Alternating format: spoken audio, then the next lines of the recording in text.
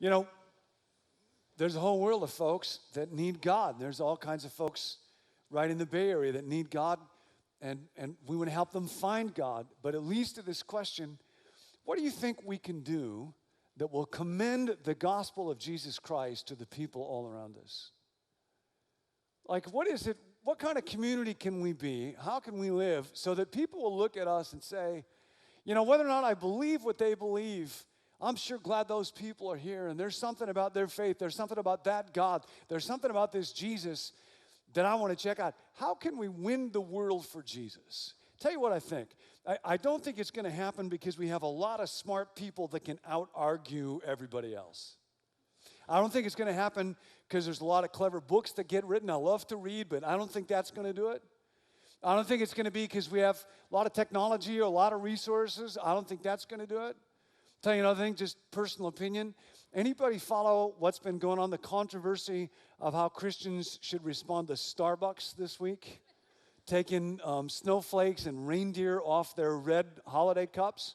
And no kidding, one guy stirred up a big fuss by saying, you know, we Christians are being persecuted by Starbucks taking snowflakes and reindeers off their red cups. And I was trying to imagine, what would it be like to stand before God when that roll of martyrs is there and God is saying, how are you persecuted? Jesus was crucified, Stephen was stoned, John the Baptist was beheaded, Paul was beaten and whipped and shipwrecked and stoned and then crucified. Early Christians used as torches by Nero. Joan of Arc was burned at the stake. Dietrich Bonhoeffer was hung by Nazis on the gallows, and then God asked me, and I say, well, I had to drink Starbucks coffee out of a red cup with no snowflakes and no reindeers on it.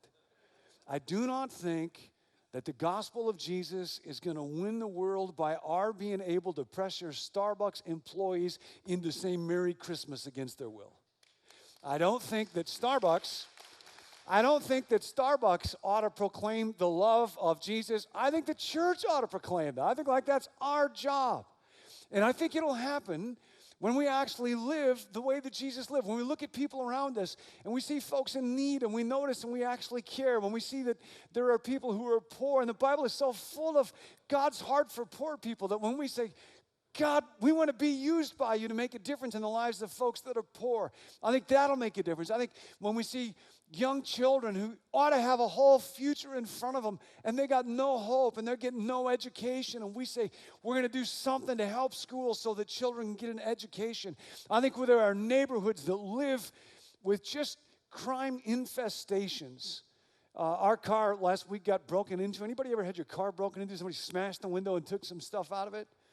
And it just kind of feels like a violation. I was with somebody last week who said where they live, it is so crime infested that they and their friends regularly carry two wallets. One of the wallets, they'll have a few bills in to hand over to the person that robs amongst them.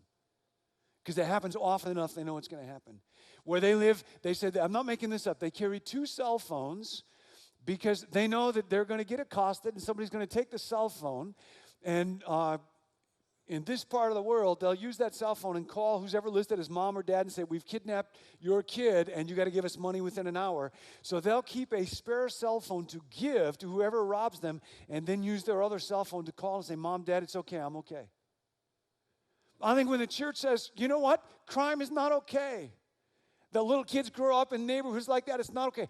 I think when the church says, we're going to use our resources and our education and our connections and our networks and our experiences, not primarily to leverage our own lives and our own assets, but to help people who need help. I think that's what's going to commend the gospel of Jesus Christ to our world.